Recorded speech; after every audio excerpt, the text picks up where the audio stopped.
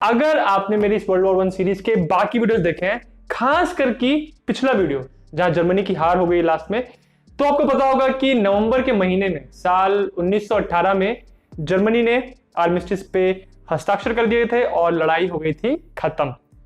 पर जब इतने बड़े स्केल पे लड़ाई होती है तो ऐसा तो है नहीं कि आपने लड़ाई की, चलो लड़ाई हो गई, घर चलो, ऐसा तो होता नहीं है। लड़ाई होने के बाद जब आप हार जाते हो, आपको उसकी कीमत चुकानी पड़ती है।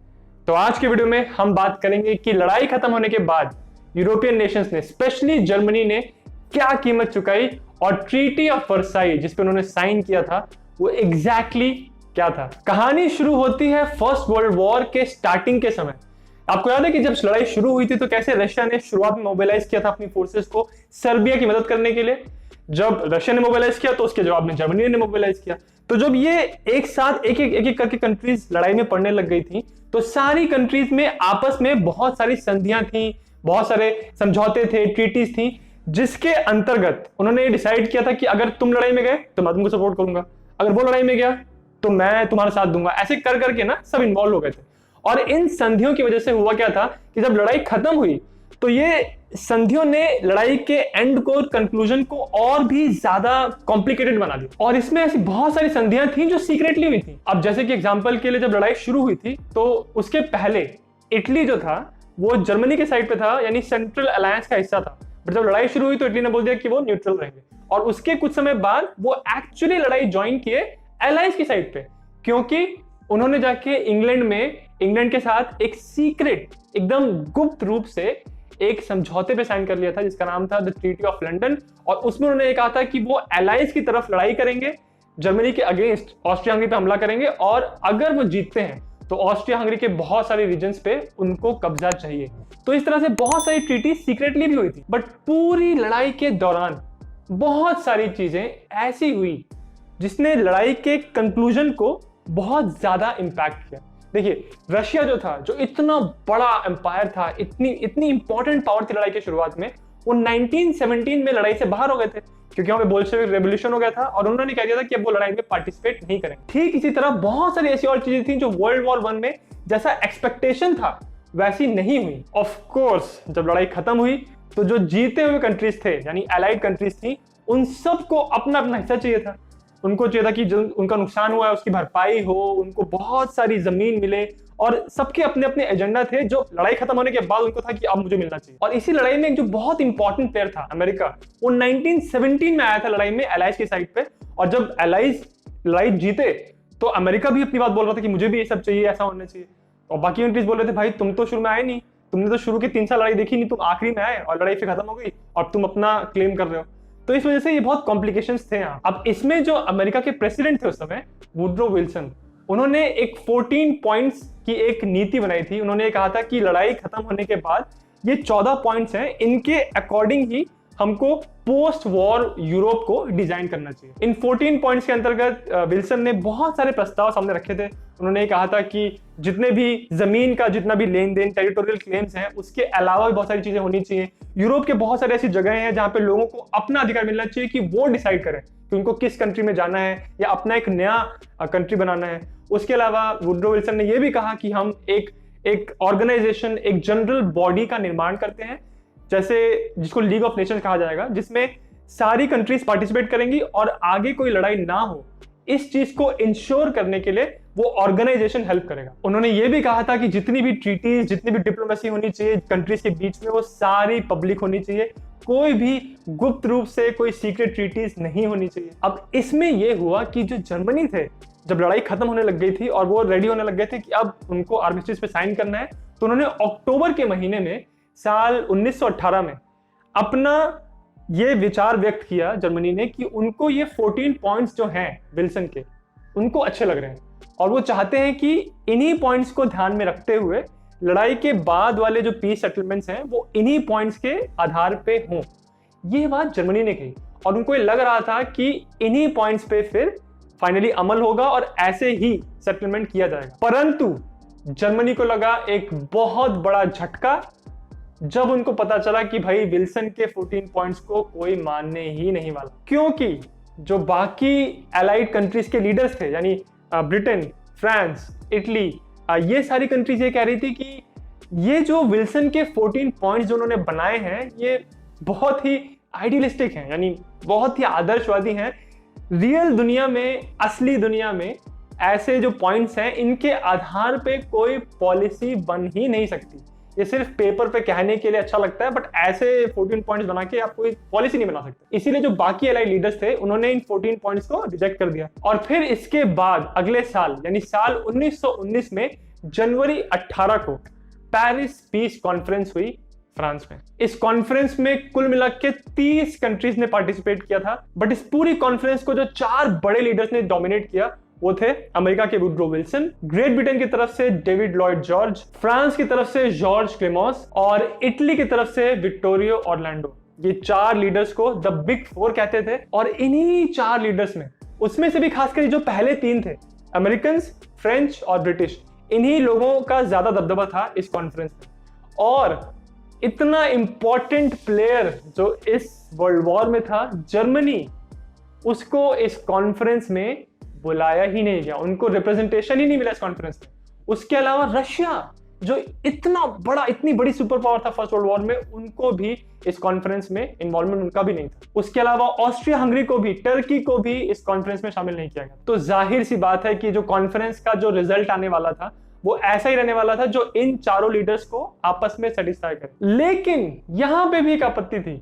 देखिए, कभी भी हाथ की 5 उंगली बिल्कुल बराबर शेप में नहीं होती। तो चाहे एलाइड फोर्सेस साथ में लड़े थे, बट वो भी अपने अपने अलग अलग कंट्रीज थे। हर कंट्री की एक पर्सनालिटी होती है और हर कंट्री के कुछ एजेंडा होते हैं। तो इन एलाइड कंट्रीज में भी आपस में ढेर सारे मतभेद थे।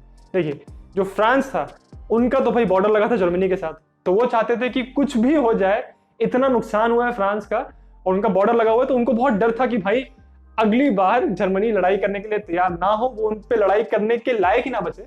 ये एजेंडा था फ्रांस का। तो उनका ये मकसद था कि इस पूरी कॉन्फ्रेंस में जो भी हम उपाय, जो भी हम सेटलमेंट करें, वो ऐसा रहना चाहिए कि सारा ब्लेम जर्मनी पे आए और जर्मनी आगे कभी लड़ाई करने के लिए उनकी हिम्मत ही ना, उनकी शक्ति ही ना बचे, ऐसी पॉलिसी बनाई जाए। ये फ्रांस की इच्छा थी।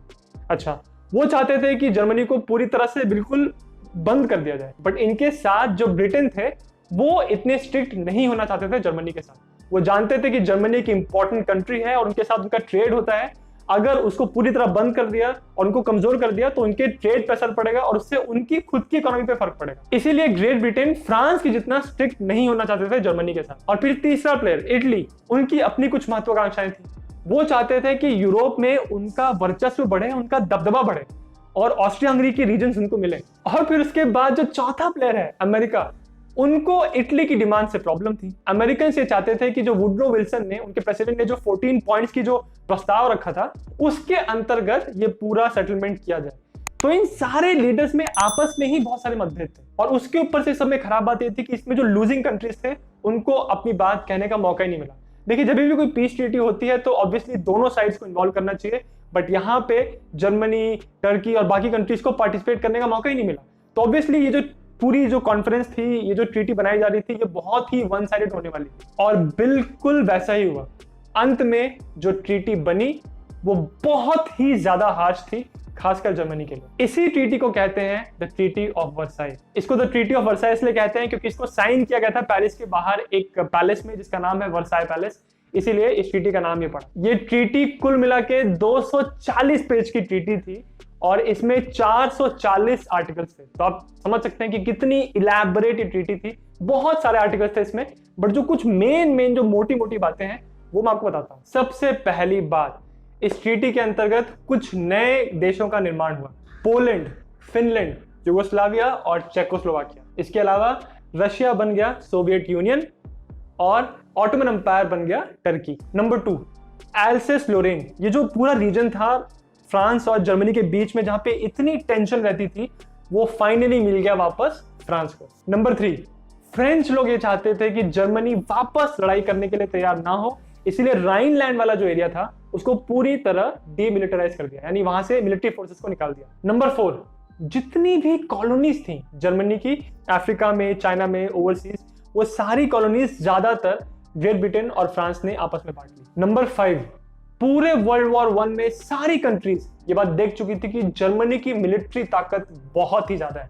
इसीलिए सारे अलाइड नेशन से चाहते थे कि जर्मनी की मिलिट्री ताकत को कंट्रोल किया जाए, उसको दबाया जाए। जर्मनी की 20 लाख की आर्मी को घटा के 1 लाख की आर्मी कर दिया गया, और उसमें भी ये कहा गया कि ये जो 1 लाख की आर्मी है इसको इंटरनली जर्मनी के बॉर्डर्स के अंदर शांति बरकरार रखने के लिए यूज किया जाए, बाकी देशों पे हमला करने के लिए इस्तेमाल ना किया जाए। नंबर 6, जर्मनी के जो वेपन सिस्टम्स थे, उनके पास जो हथियार थे वो कितने डेडली थे, ये भी सब कंट्रीज देख चुकी थी, तो उस पे भी उन्होंने रोक लगाया। सबसे पहली बात, जर्मनी को ऐसा कह दिया गया कि तुम अब एयरफोर्स रख ही नहीं सकते।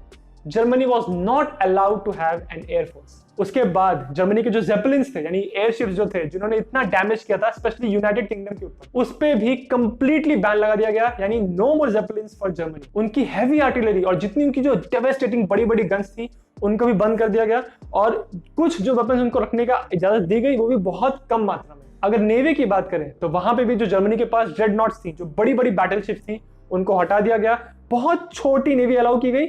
और जो जर्मन नेवी का सबसे बड़ा हथियार था वर्ल्ड वॉर 1 में और फिर वर्ल्ड वॉर 2 में भी, यू बोट्स यानी सबमरीन्स, उनको भी कंप्लीटली बंद कर दिया गया। No more U boats for Germany. 7वां और मेरे ख्याल से इस पूरी ट्रीटी का जो सबसे बड़ा पॉइंट था वो ये था कि ये कहा गया इस ट्रीटी में कि इस पूरी लड़ाई की जो जिम्मेदारी है वो जर्मनी को एक्सेप्ट करनी होगी। यानी जर्मनी ये बात मान रहा है कि ये लड़ाई उन्होंने शुरू करवाई और इस पूरी लड़ाई के जिम्मेदार जर्मनी ही है। उस जमाने में जर्मनी और आज की तारीख में ऑलमोस्ट पूरी दुनिया ये बात मानती है कि ये कहना अनफेयर था कि ये पूरी लड़ाई सिर्फ जर्मनी की वजह से हुई। लड़ाई कभी भी सिर्फ एक साइड की गलती की वजह से नहीं होती। और उसके ऊपर से ये बात याद रखिए कि उस जमाने की जो जर्मन जनता थी वो ये मान रही थी कि हमने कहाँ लड़ाई शुरू की, हमने तो अपनी आर्मी को तब मोबिलाइज किया जब रशिया ने पहले अपनी आर्मी को मोबिलाइज किया था सर्बिया की मदद करने के लिए, तो हमने तो शुरुआत नहीं की। और उसके ऊपर से एक बात और, बहुत लोग तो ये भी मान रहे थे कि लड़ाई की शुरुआत अगर किसी को ब्लेम डालना ही है तो ऑस्ट्रिया हंगरी ने की थी, क्योंकि उन्होंने उनको अल्टीमेटम भेजा था सर्बिया को कि आप हमारी डिमांड्स मानो नहीं तो हम आप पे हमला कर देंगे। तो एक तरह से देखा जाए तो ऑस्ट्रिया हंगरी ने किया था, बट ये पूरा जो ब्लेम है वो जर्मनी पे आ गया। इसीलिए जर्मनी की जो जनता थी उस समय वो पूरी तरह दे वर थॉरली डिसअपॉइंटेड कि ये सारा ब्लेम उन्हीं पे डाला जा रहा है, क्योंकि ये वॉर गिल्ट क्लॉज ये कह रहा था कि सारी गलती जर्मनी की है। इसीलिए जर्मनी को बोला गया कि आपको एक बहुत ही बड़ा अमाउंट, बहुत बड़ा बोलना भी मुझे कम लग रहा है, क्योंकि 430 बिलियन डॉलर्स आज की तारीख में ये अमाउंट है। इतना बड़ा फाइन वॉर रेपरेशंस के नाम पे जर्मनी को कहा गया कि आपको पे करना है अलाइड कंट्रीज को, क्योंकि ये सारी लड़ाई आपने शुरू करवाई थी। ये नंबर, ये फाइन इतना बड़ा था कि सारे कंट्रीज जानते थे कि किसी भी हाल में जर्मनी तो क्या, बाकी भी जो कंट्रीज हैं, फ्रांस, ग्रेट ब्रिटेन, कोई भी कंट्रीज यूरोप की अब इस कंडीशन में है ही नहीं कि इतना अमाउंट जोड़ पाए, इतना पे कर पाए।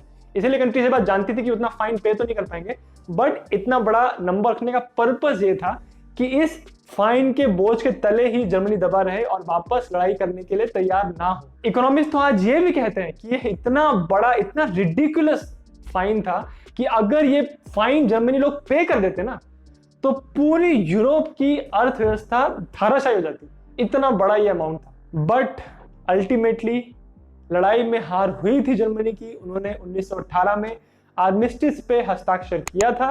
इसीलिए इस ट्रीटी से पूरी तरह नाखुश होने के बावजूद भी जर्मनी ने ट्रीटी ऑफ वर्साई पे साइन किया। जर्मनी की जनता थॉरली डिसअपॉइंटेड थी इसकी वजह से, और वो ये कह रहे थे कि ये जो पीस वो लाए हैं इस ट्रीटी को साइन करके, ये पीस नहीं है, ये डिक्टेटेड पीस है, हमारे पे ये शांति थोपी गई है। यहां तक कि ये भी हुआ कि 1918 में जो आर्मिस्टिस पे साइन किया गया था, जो इस पूरे पीस प्रोसेस में जर्मन लीडर्स, जो नेता इन्वॉल्व थे, उनको नवंबर क्रिमिनल्स कहा गया जर्मनी में।